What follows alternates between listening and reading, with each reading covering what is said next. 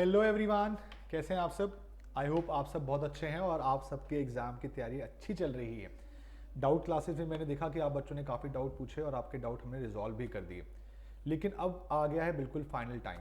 Final time में हम कोई गलती ना करें, इसीलिए मैं अपने बच्चों को क्या करता हूँ, एक फाइनल एग्ज़ाम को अटेम्प्ट करने का तरीका बताता हूँ कि आपको एग्ज़ाम अटेम्प्ट कैसे करना है। कई बार क्या होता है, हमने पूरी मेहनत कर ली हम, बट लेकिन एग्ज़ाम में जाते वक्त या एग्ज़ाम में करते वक्त हमने कुछ गलतियाँ कर दी। और ये आपके लिए जानना ज़रूरी है क्योंकि पिछले 2 साल में जब कोविड था तो आप सबके ना उस तरह से एग्ज़ाम नहीं हो पाए जिस तरह से होने चाहिए थे। या तो वो ऑनलाइन हुए या फिर वो 1.5 घंटे का एग्ज़ाम हुआ, तो शायद आपको पता नहीं कि पेपर को एक्चुअली अटेम्प्ट कैसे करना है। तो मैं खासकर आपको ये बताने जा रहा हूँ किन पेपर्स के लिए, जो कि सब्जेक्टिव पेपर्स हैं। सीए फाउंडेशन के सब्जेक्टिव पेपर्स को आपने कैसे अटेम्प्ट करना है, ये जानना आपके लिए बहुत ज़रूरी रहेगा।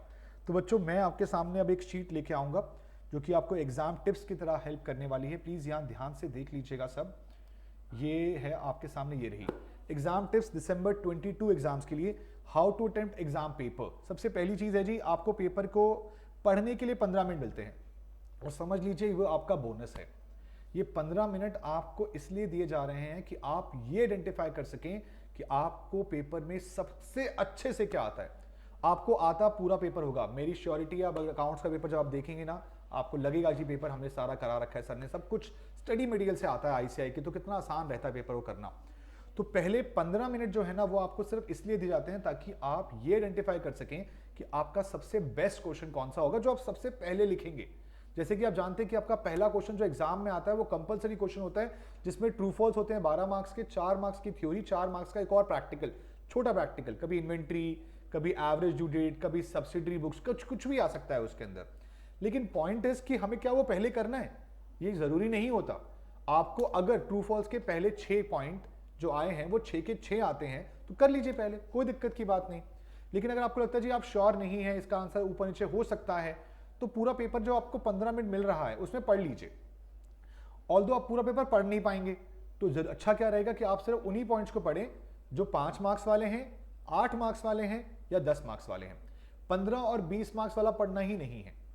कंपनी फाइनल अकाउंट्स का टॉपिक मत पढ़िएगा, एनपीओ का टॉपिक मत पढ़िएगा, पार्टनरशिप का टॉपिक मत पढ़िएगा, जो बड़ा वाला क्वेश्चन है। छोटा क्वेश्चन आया है, आपको आता है, जरूर टिक कर लीजिए कि जी मेरा ये क्वेश्चन सबसे पहला होगा।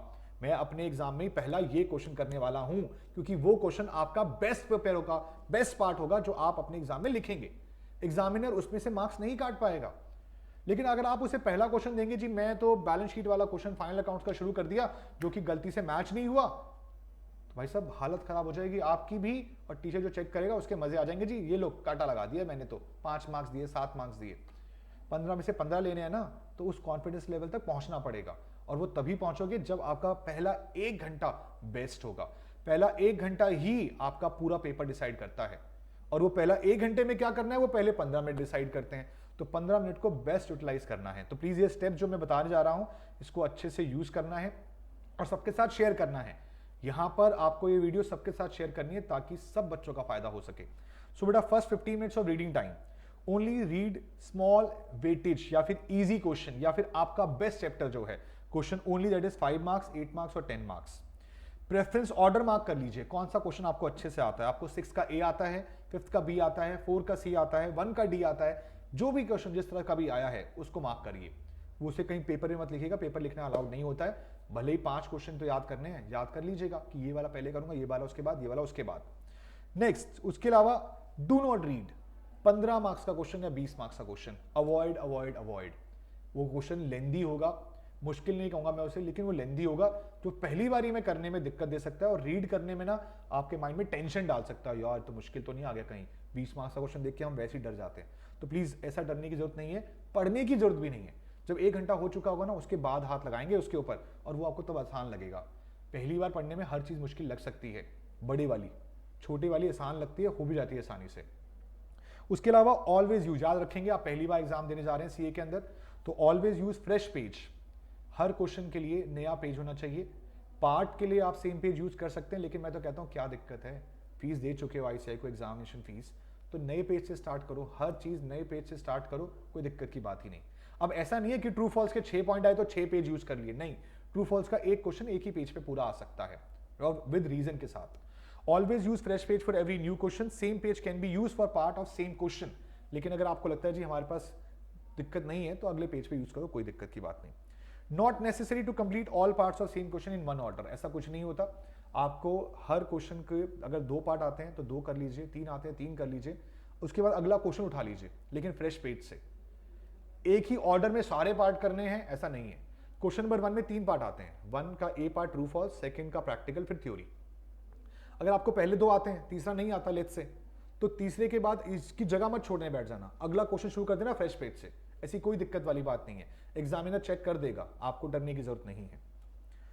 पहला 1 घंटा जब भी आप कंप्लीट कर रहे होंगे, ऑल्दो आपका पेपर आसान आता है, पहले 1 घंटे में 25 से 30 मार्क्स का पेपर इजीली हो सकता है, और वो आपका वो पेपर होगा जो सबसे बेस्ट पेपर है आपका।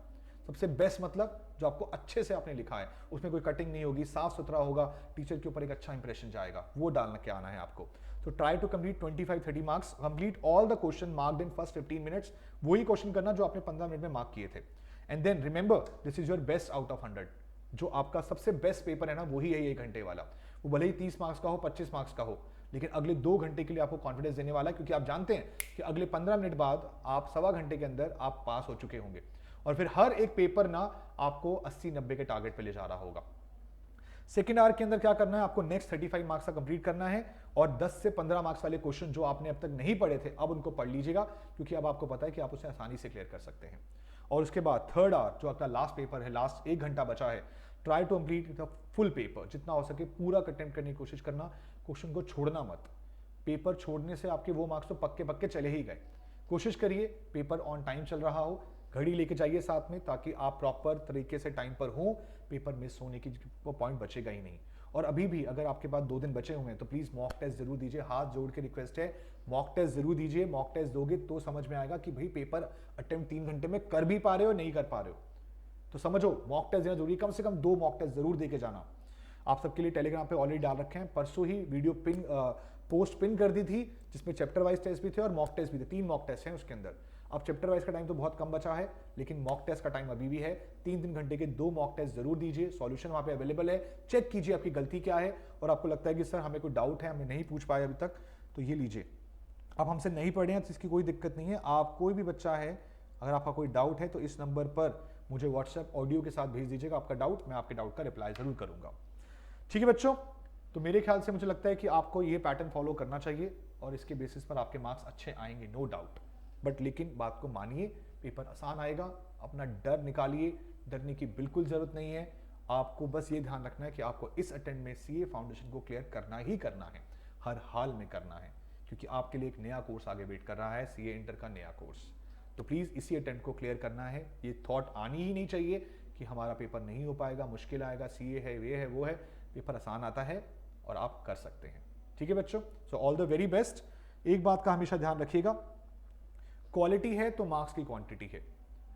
पेपर आपको अटेम्प्ट पूरा करना है नो डाउट, लेकिन अगर आपको कभी लगता है कि भाई आप जल्दबाजी में क्वालिटी खराब कर रहे हैं, आप क्वेश्चन जो कर रहे हैं वो भी गलत कर रहे हैं, तो फिर बेकार हो जाएगा।